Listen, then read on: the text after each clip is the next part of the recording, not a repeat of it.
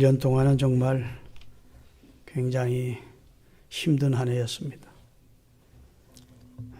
전 인류가 다 어려움을 겪어온 그런 1년이었습니다.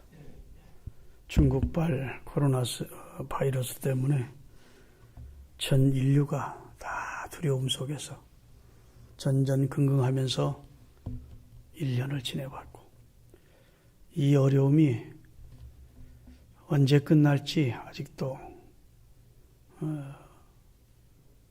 우리가 장담할 수 없는 그런 상황이라서 좀 걱정이 되는 그런 입장에서 또 한 해를 마무리하게 됐습니다. 속히 백신이 구입되고 우리 백성들이 백신 맞고 자유롭게 하나님을 예배하는 날, 봉사 헌신하는 날이 올 수 있도록 기도할 수 있기를 바랍니다. 오늘 본문에 의지해서 승리와 패배가 주는 교훈, 성공과 실패가 주는 교훈에 대해서 말씀을 준비했습니다. 이스라엘 민족의 걸출한 지도자였던 모세가 죽으면서 그의 뒤를 이어 이스라엘의 지도자가 된 사람이 여호수아입니다. 여호수아. 그는 너무도 무거운 책무감과 부담감을 느꼈습니다. 목이 곧고 패여간 이스라엘 백성을 모세 같은 위대한 종도 인도하기가 힘이 들었거늘 그의 시종에 불과한 내가 어떻게 이 백성을 가나안 땅으로 인도할 수 있으리. 그런 걱정이, 두려움이 그의 마음에 엄습해 있을 때 하나님이 그에게 나타나서 내가 모세와 함께 있던 것처럼 너와 함께 해주겠다. 마음을 강하게 하고 담대하고 두려워 말고 떨라지 마라. 아멘. 여호와 율법책을 마음에 두고 좌우로 치우치지 않고 믿음으로 행동해라. 그 다음에 이제 여호수아 3장에 보면 내가 이스라엘 목전에서 너를 큰 사람으로, 위대한 사람으로 만들어 주겠다. 이렇게 하나님이 거듭거듭 여호수아에게 용기와 믿음을 심어 주었습니다. 자, 이제 이스라엘을 이끌고 가나안으로 들어가야 되는데 첫 번째 난관이 여리고 앞에 있는 요단강입니다. 그런데 요단강이 그때 막 넘실거리면서 흐르는 철입니다. 그런데 하나님께서 여호수아에게 이스라엘을 성결케 하라는 말씀하십니다. 다시 말해서 가나안을 주기 전에 하나님은 자기 백성이 성결한 백성이 되기를 원했습니다. 하나님의 마음입니다. 하나님이 거룩하듯이 하나님의 백성이 성결되기를 원하셔서 몸과 마음을 깨끗게 하라 명하시고 다음 날도 이를 위해 큰 일을 행하시겠다 하신 다음 제사장들이 법궤를 메고 요단강에 탁 발을 들여놓자 그렇게 흐르던 물이 벽을 이루면서 멈추고 이스라엘은 건너게 되는 겁니다. 할렐루야.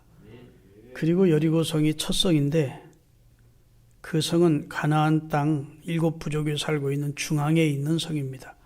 이 성을 무너뜨리고 그 성을 관통해서 나가야 그래야 이스라엘 가나안 원주민들 남북으로 딱 갈라놓고 저들이 연합하지 못하도록 해서 이스라엘이 가나안 점령에 성공할 수가 있는 겁니다. 그래서 하나님이 여리고부터 치시기 위하여 그들을 여리고 앞 길갈에 진을 치게 했습니다. 그런 다음 또 이상한 말씀을 하십니다. 부싯돌로 칼을 만들어 이스라엘 모든 남자들은 할례를 행하라 하시는 겁니다. 이것은 전쟁을 앞두고 너무도 위험스럽기 그지없는 하나님의 말씀입니다. 남자들의 성기에 표피를 자르는 지금처럼 의학이 발달된 시대에도 며칠 고생하는데 그때는 무슨 그런 의학적인 그런 것도 없는 상황에서 그것도 메스도 아니고 부싯돌로 칼을 만들어서 성기의 표피를 잘라 하나님의 백성의 표식을 하라는 겁니다. 이스라엘 백성들이 40년 전 출애굽할 때에는 다 할례받은 백성이었는데 광야로 나와서 거기서 태어난 40세 후반들은 할례를 받은 적이 없는 겁니다. 하나님이 여리고와의 전쟁을 앞두고 두 가지를 하게 하시는데 첫째는 성결케 하라 하는 겁니다. 아멘. 두 번째는 내 백성인 표시를 해라는 겁니다. 그게 할례입니다. 그래서 길갈에서 이스라엘 백성들이 할례를 행하고 할례에 행한 그 통증과 그 아픔이 다 낫기를 기다렸습니다. 그리고 유월절을 지내고 그리고 그 땅에 곡식을 가지고 음식을 해 먹었더니 그 다음 날부터 하나님이 만나를 다 그치게 하십니다. 그러니까 하나님께서 광야에서만 만나를 주신 것이 아니라 가나안 땅에 들어와서도 한동안은 만나를 주심으로 곡식을 구할 수 없던 그들을 공급해 주신 겁니다. 그들이 그 땅의 소출을 가지고 그 땅에서 얻은 것 가지고 하나님 앞에 유월절을 드리고 그 소출을 먹자 그 다음 날 만나가 그쳤고 이스라엘 백성은 다시는 만나를 볼 수가 없었다고 성경에 기록되어 있습니다. 이제 전쟁을 수행해야 되는데 여호수아가 얼마나 마음으로 부담이 됐겠습니까? 이스라엘은 오합지졸이지 무슨 전쟁다운 전쟁을 해본 경험도 없고 무기도 없는 상황에서 견고하게 그지없는 여리고성을 쳐서 무너뜨리고 들어가 여리고성을 차지해야 되는 그런 너무도 인간적으로는 불가능한 상황 앞에 서 있을 때 아침에 일어나서 여리고성과 길갈 사이를 섰는데 어떤 키가 큰 사람이 칼을 빼들고 서 있는 모습을 보았습니다. 그래서 가서 물었습니다. 당신은 아군이요 적군이요 했더니 나는 아군도 아니고 적군도 아니고 여호와의 군대 장관으로 이제 왔다 그런 겁니다. 여호와의 군대장이 말하는 말에 여호수아가 무릎을 탁 꿇고 경배했습니다. 그랬더니 내 발에서 신을 벗어라. 네가 선고선 거룩하니라 하고 그의 주권을 양도받기를 원했습니다. 그래서 그대로 했어요. 자, 이때부터는 누가 와서 인도해 주겠다는 겁니까? 저들의 육안으로는 보이지 않지만 여호와의 군대 장관이 여호와의 백성인 이스라엘의 앞에서 진두지휘하겠다는 그런 사인을 주신 겁니다. 그리고 나서 하나님이 여호수아에게 여리고성을 무너뜨리는 전쟁의 승리 작전 지시를 하는데 하루 한 바퀴씩 여리고성을 돌라 하면서 제사장들이 어깨에 복궤를 메고 또 양각 나팔을 잡고 나팔을 불고 군인들은 앞서 행하고 뒤에 호위하고 백성들은 뒤따르면서 하루에 한 바퀴씩 돌고 일회째 되는 날 7바퀴를 돌면서 외치라 할 때 크게 외치면 내가 여리고성을 무너뜨려 주겠다. 그리고 너에게 승리를 주겠다는 겁니다. 들어가거든 거기 있는 모든 생명은 진멸하고 금, 은, 보석, 모든 물건은 내 거다. 하나님이 그건 첫 열매야. 첫 소득이야. 아멘. 첫 것이다. 내 거야. 내게 바칠 물건이 아니고 이미 바쳐진 물건이다. 손대지 마라. 그건 여호와의 곳간에 드리라. 그거 손대면 여호와의 것을 도둑질한 것으로 알고 여호와의 진노가 임할 것을 엄히 경계하셨습니다. 그리고 전쟁을 수행했어요. 그랬는데 하나님께서 그 전쟁의 대승을 주십니다. 할렐루야. 그 전쟁을 하는데 하나님이 명하신 것이 하나님의 전쟁 방법은 특이해서 사람의 상상력으로는 이해가 안 되는 전쟁법을 쓰신 겁니다. 전투 준비해라. 무기 준비해라. 훈련해라. 이런 말씀 하지 않아요. 하나님이 이 전쟁에 개입해서 하나님이 싸우시겠다는 겁니다. 그러면서 첫째로 그들에게 말하기를 믿고 순종하라는 겁니다. 따라합시다. 하나님의 말씀을 믿고 순종하라.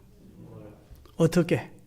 하루에 한 바퀴 돌고 일회째 된 날 7바퀴를 도는 13바퀴를 돈 다음 큰 소리로 외치면 하나님이 기이한 이적을 행해서 승리를 주시겠다는 거예요. 조건이 있습니다. 들리지 마라. 목소리를 내지 마라. 아무 말도 하지 마라. 하나님은 이스라엘 백성들의 속성을 잘 아십니다. 인간의 속성을 하나님보다 더 잘 아는 분이 없어요. 사람들이 말할 수 있는 자유를 주면 늘 하는 말이 부정적인 말하고 하나님을 만유리 여기는 말을 하고 망령된 말을 하고 시험들 말하고 믿음 없는 말하고 그래서 저들 선조들이 광야에서 다 죽었습니다. 네, 이번에도 말할 수 있는 자유를 주면, 입을 제어하지 않으면 이번 여리고성을 주시는 하나님 여호와의 전쟁에도 또 실패하게 돼 있어요. 그들은 불평하는 말을 할 것이고 하나님을 의심하는 말을 할 것이고 참남된 믿음 없는 말을 할 것입니다. 그러면 그 말은 나 혼자만 그 말하면 끝하는 게 아니고 다른 사람에게 영향을 미칩니다. 금방 말은 다른 사람에게 영향을 미쳐요. 그래서 만약 중단이 되면 하나님이 여리고성을 주실 계획이 무산되는 겁니다. 그래서 하나님은 입을 들내지 말라고. 오늘 본문 다시 한번 띄우겠습니다. 자, 우리 10절입니다. 첫 번째 6장 10절. 여호수아가 백성에게 명하여 가로되, 여호수아가 지금 말하는 게 아니라 하나님은 여호수아에게 말씀하셨고 여호수아에게 말씀하신 것을 여호수아는 백성에게 말하는 거니까 이 말은 하나님의 말씀입니다. 여호수아가 백성에게 명하여 가로되, 너희는 외치지 말며 너희 음성을 들리지 말며 너희 입에서 아무 말도 내지 말라. 그러다가 외치라, 하나님을 향하여 소리치라, 찬송하라, 외치라 하면 그때 외쳐라. 그러면 하나님께서 이 성을 우리에게 주신다, 하신다, 이렇게 말씀하신 겁니다. 여러분, 예수 그리스도를 주로 믿는 사람 앞에는 늘 승리와 영광과 그리고 축복이 예비되어 있습니다. 이거 진짜 아멘 하셔야 돼요. 우리 앞에는 축복이, 승리가, 영광이 예비되어 있어요. 이스라엘 앞에 여리고는 승리가 예비되어 있습니다. 이스라엘이 여리고를 점령하는 것은 하나님의 예정 속에 있습니다. 승리는 이스라엘의 것일 것입니다. 아멘. 축복도 이스라엘의 것이고 영광도 이스라엘 것이 될 것입니다. 다만 조건이 있는데 믿고 순종할 때만 주시겠다는 겁니다. 여러분과 저를 하나님이 선택한 것은 첫째는 영광 받으시려고, 두 번째는 복 주시려고 선택했습니다. 우리 앞에 복이 준비되어 있습니다. 단 내가 믿고 순종할 때, 내가 내 입술로 하나님을 욕되게 하지 않고 믿음 없는 말 하지 않고 내 입을 절제하면서 묵묵히 하나님의 말씀을 믿고 순종할 때 나를 위해 준비한 축복이, 나를 위해 준비한 영광이, 나를 위해 준비한 승리가 내게 주어지는 거예요. 여러분, 돈 많다고 그것이 죄도 아니고, 돈 없다고 죄도 아니고, 많이 배웠다는 것도 죄가 아니고, 단이 무식하다는 것도 죄가 아닙니다. 그러나 그리스도인이 믿음 없이 행하는 것은 죄입니다. 성경에 보면 믿음으로 하지 아니한 모든 것이 죄니라 하였고, 나 오직 나의 의인은 믿음으로 말미암아 살리라 했다고. 하나님은 저와 여러분에게 믿음으로 살 때 우리에게 주시기를 원하는 축복도, 승리도, 영광도 다 앞에 놓고 있습니다. 믿습니까? 내가 거기에 이르지 못하는 것은 믿고 순종하지 않기 때문에 그 자리에 이르지 못해서 하나님을 안타깝게 하는 것입니다. 여러분, 신년이 복되기를 원하시면 하나님이 내 앞에 좋은 것을 준비했음을 믿으세요. 이스라엘 앞에 여리고의 승리를 예비하셨듯이, 가나안을 예비하셨듯이 우리 앞에도 좋은 걸 예비해 놓고 계십니다. 그리고 나서 묵묵히 잠잠히 너는 믿고 순종하는 믿음의 삶을 살라 하십니다. 그러면 내가 네 삶을, 네 가정을, 네 자녀를 책임져 줄게. 하나님은 말씀하시는 거예요. 하나님은 어제나 오늘이나 영원토록 동일하십니다. 그때 하나님이 지금은 변하신 거 아니에요. 하나님이 우리를 향한 마음은 똑같습니다. 자기 자식 망하라고 할 사람이 부모가 없어요. 우리 위해 좋은 걸 예비해 놓고, 축복을 예비해 놓고, 좋은 미래를 예비해 놓고 묵묵히 믿고 순종하면 주시겠다는 약속을 하셨고, 이스라엘 백성은 그 약속을 믿고 중간에 들리지 아니하고 입을 말소리 말하지 않고 마지막까지 순종하고 나서 외쳤더니 하나님이 여리고 성이 있는 부분만 지진을 일으켜서 그 성을 무너뜨려 주신 겁니다. 이스라엘 백성들이 있는 데까지 다 지진이 있는 게 아니고 그냥 하나님은 전능하시니까 그 자리만 그냥 지진이 일어나서 폭삭 가라앉게 하심으로 이스라엘이 승리했어요. 믿습니까? 지금도 우리 앞에는 육안으로는 보이지 않지만 가지가지 여러 어려운 여리고가 난 성이 있습니다. 난제들이요. 내가 해결할 수 없는 문제들이. 여러분 믿음으로 믿고 순종하면서 기도하면서 찬송하면서 말씀 따라 사시면서 가실 수 있기를 예수 그리스도의 이름으로 축원합니다. 자, 이렇게 승리를 했고 얼마나 좋았겠습니까? 그리고 나서 저들은 취한 것을 모두 하나님께 드렸습니다. 그들은 가간이 몰래 그 가운데 일부를 훔친 줄을 몰라서 이스라엘 사람은 몰래 훔쳐나서 감당을 자기 장막 밑에 묻어버렸으니까 사람들은 몰랐죠. 자, 7장 1절입니다. 앞에 뜨게 돼요. 자, 이스라엘 자손들이 바친 물건을 인하여 범죄했으니 이는 유다 지파 세라의 정손 삽디의 아들 삽디의 손자 갈마의 아들 아간이 바친 물건을 취하였습니다. 바친 물건입니까? 바쳐지기 전에 미리 취했단 말입니까? 바친 물건이라는 말은 갖다 바치기 전에 가져왔어도 하나님이 이미 구별시킨 물질이 아니라 바쳐진 거래. 하나님은 그것을 도둑질했다는 겁니다. 11조 도둑질 하듯이 하나님께 드리든 안 드리든 11조는 하나님의 것인데 그것을 안 드리면 도둑질한 것으로 여기듯이 하나님이 하나님 앞에 드릴 첫 소득 첫 열매를 그걸 자기 집에다 갖다 가져가니까 하나님이 그 도둑놈이다 여긴 거예요. 그래서 그것 때문에 하나님이 이스라엘 자손을 인하여 진노하셨대요. 그리고 나서 그 앞에 있는 여리고 성보다는 10분의 1도 안 되는 조그마한 성인 아이성이라고 하는 작은 성이 있었는데 베델이라고 하는 것은 약 10km 떨어진 곳에 있는 작은 성이었습니다. 그 성을 정탐꾼들이 또 갔다 오더니 여호수아에게 지도자님 아주 성이 조그맣더라고요. 우리 다 올라갈 것도 없고 한 2,000명이나 3,000명 특수부대 만들어가지고 그거 점령해 버립시다. 그런 거예요. 한껏 자만한 것이죠. 여리고성은 이스라엘이 이겼습니까? 하나님이 이기게 하신 겁니까? 예? 하나님이 이기게 하셨지 이스라엘 백성들이 칼 가지고 창 가지고 이긴 게 아니지 않습니까? 근데 마치 자기들의 능력과 자기들의 힘을 얻은 것처럼 착각을 한 것이지요.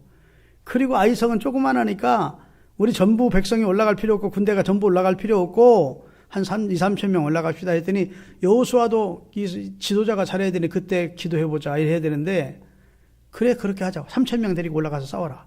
3,000명을 보냈더니 아이성 사람들과의 전투에서 패전해서 36명의 이스라엘 사람이 죽었다고요. 그들이 돌아섰다는 말은 후퇴를 했다는 겁니다. 그러고 나서 여호수아가 큰일 난 겁니다. 이스라엘 하면 가나안 7부족이 다 벌벌 떨었습니다. 바로도 굴복시킨 이스라엘의 하나님 여호와, 홍해를 가른 여호와, 광야에서 이스라엘을 먹이고 마시우게 하신 여호와, 요단강을 육지처럼 건너게 하신 여호와, 그 여호와가 함께하는 이스라엘이 지금 오고 있다니까 저들은 다 라합의 고백에 의하면 간담이 다 녹았다는 거예요. 그런데 아이성 전투에서 조그만 아이성에서 저들이 패전하고 돌아섰다는 소문을 이 가나안 7부족이 들었으니 듣게 될 터이니 우리는 죽었습니다. 저들이 동맹을 맺고 우리를 치면 우리는 여기서 다 죽을 것이고 그리고 이스라엘의 하나님 여호와의 이름은 땅에 떨어지게 생겼습니다. 왜 우리를 이곳으로 인도해서 여기서 죽이십니까? 하나님 이러고 슬프게 탄식하는 기도를 드린 내용이 오늘 본문 두 번째 내용이에요. 자, 7장 7절입니다. 다 같이 읽겠습니다. 자, 여호수아가 가로되 슬프도소이다. 주 여호와여 어찌하여 이 백성을 인도하여 요단을 건너게 하시고 우리 아모리 사람의 손에 벼쳐 멸망시키려 하였나이까. 우리가 요단 저편에 족하게 여겨 거기서 차라리 하나님 내려주시는 만나 먹고 생수 마시며 살았으면 좋을 뻔했나이다. 큰일 났습니다 하나님. 그랬더니 하나님이 자빠져 있지만 말고 빨리 일어나 그런 거예요. 언제까지 이렇게 자빠져 있으려냐. 일어나! 그러더니 실패케 된 원인을 말씀하십니다. 내 백성 가운데 죄가 있다. 나를 진노케 한 자가 있다. 그 자를 처리해내야 승리를 주겠다. 그리고 어떻게 알 수 있어요?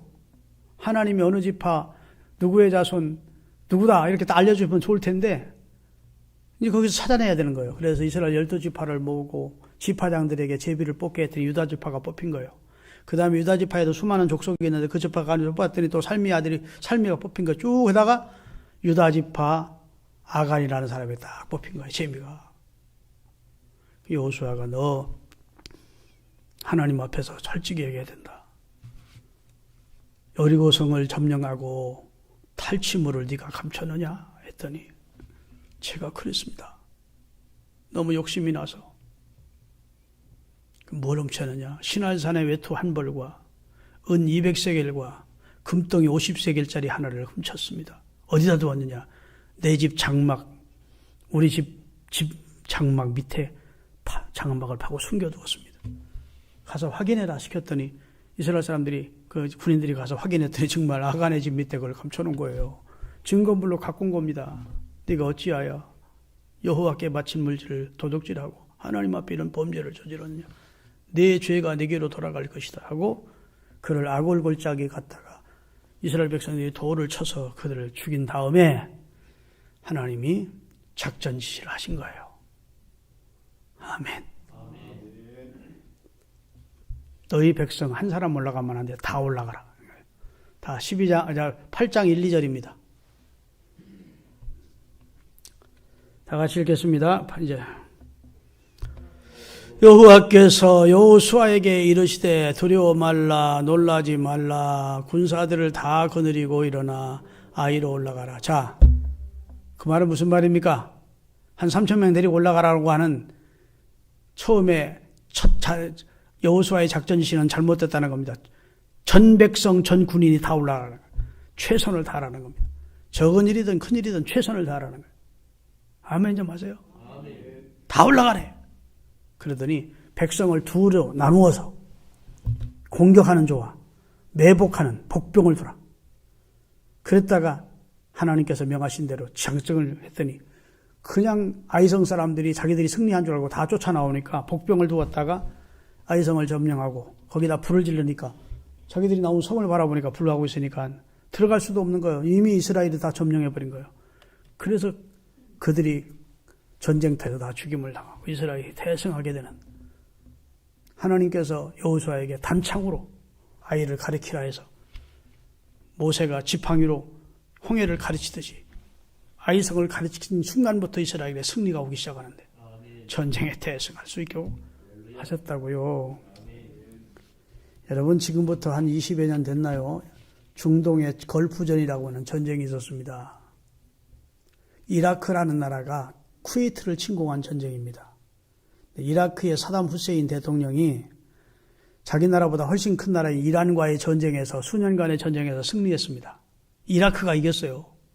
이란이 졌고. 그때 이란의 중동의 최고 지도자를 할 수 있는 호메이니가 암에 걸려 죽었습니다. 그러니까 사담 후세인이 신은 역시 내 편이다. 그렇게 생각하고 그저 한 입에 홀딱 먹을 것 같은 조그만 나라 쿠웨이트 기름 많이 나는 나라 요놈을 집어먹자 하고 전쟁을 일으켰는데 이라크는 완전히 폐허의 땅으로 전쟁의 참화를 겪어야 했고 사담 후세인은 도망다니다가 나중에 발각돼서 어떻게 죽었는지 여러분이 아실 겁니다.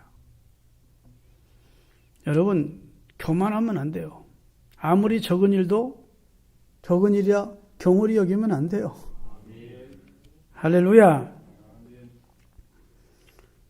여리고성과 아이성 인간적으로는 비교가 안 되죠. 근데 여리고성의 승리도 하나님이 주신 것이고 아이성의 승리도 하나님이 주시는 것이지 이스라엘의 승리가 아니라고요. 잘 들으십시오. 여러분 우리가 어떻게 살았던지 이제 2020년 마지막 주로 우리가 지금 맞았습니다. 우리에게 2021년이 펼쳐질 텐데 여러분의 앞날에 승리의 기쁨과 성공의 단맛이 있기를 바란다면 할렐루야. 그러면 하나님의 말씀을 믿고 순종하면 됩니다. 하나님을 내 편으로 삼으면 돼. 내가 죄가 가득하고 하나님이 가증히 여기는 내 속에 아간이 가득한 상태에서는 하나님이 나를 도와주지 않습니다. 나를 성결케 하고 내가 하나님의 백성이라는 할례받은 백성이라는 내가 그리스도이라는 확신을 가지고 하나님의 말씀을 믿고 순종하며 내 마음대로 입을 열어 망령된 말이나 불신앙적인 말 뱉지 말고 묵묵히 믿음의 길을 가면 하나님이 승리를 주신다고요. 빌립보서 2장 12절입니다. 우리가 신앙생활을 어떻게 해야 될지를 가르쳐주고 있어요. 빌립보서 2장 12절 그러므로 나의 사랑하는 자들아 너희가 나 있을 때뿐 아니라 지금 더욱 나 없을 때에도 항상 복종하여 두렵고 떨림으로 너희 구원을 이루어가라. 이렇게 말씀해 주셨습니다. 믿습니까? 교만하면 안 됩니다. 2, 3천 명만 올라가면 됩니다. 그 자체가 교만이요. 오늘까지 내가 누리고 있는 축복이 하나님의 은혜인데 마치 내가 내 능력으로 인 줄 알고 그리고 교만하면 하나님이 삼게 하지 않습니다. 이런 말이 있습니다. 마귀는 뻣뻣이 서 있는 자들이 화살을 맞는 마귀의 화살은 누가 맞느냐? 뻣뻣이 서 있는 자들이 맞는데 머리를 숙이거나 엎드린 자는 마귀의 화살을 맞지 않는데요. 마귀는 성도를 향해서 활을 쏠 때 밑을 쏘지 않고 위를 쏘기 때문에 뻣뻣이 교만하게 서 있으면 다 마귀의 화살을 맞는데요. 그러나 겸손히 머리를 숙이거나 하나님 앞에 엎드려 기도를 하거나 하면 그런 사람은 마귀의 화살을 맞지 않는다는 것입니다. 고린도전서 10장 12절에 보면 그런즉 선줄로 생각하는 자 넘어질까 조심하라. 그래서 교만은 패망의 앞잡이니까 교만하지 마시고 하나님 앞에 신실한 신앙생활 하시기를 주의 이름으로 축원합니다.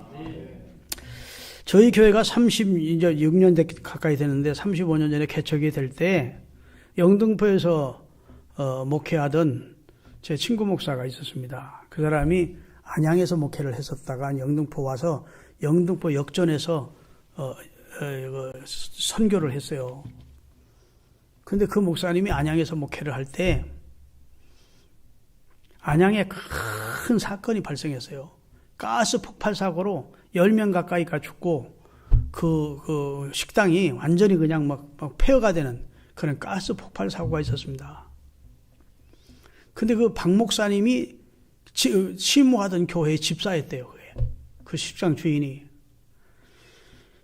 그렇게 어려울 때 신앙생활을 잘할 수가 없었답니다. 어떻게 저렇게 목사보다 신앙생활을 더 잘할까? 저 사람은 진짜 신앙이 아름답다. 이렇게 인정을 했대요. 자, 시간만 나면 교회 와 기도하고 교회 봉사하고 새벽 예배도 잘 드리고 그렇게 신앙생활을 잘하더래요.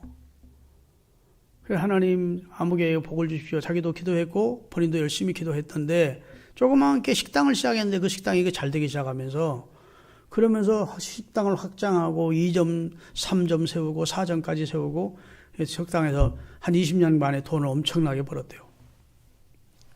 그래가지고 상가도 몇 개 사고. 그런데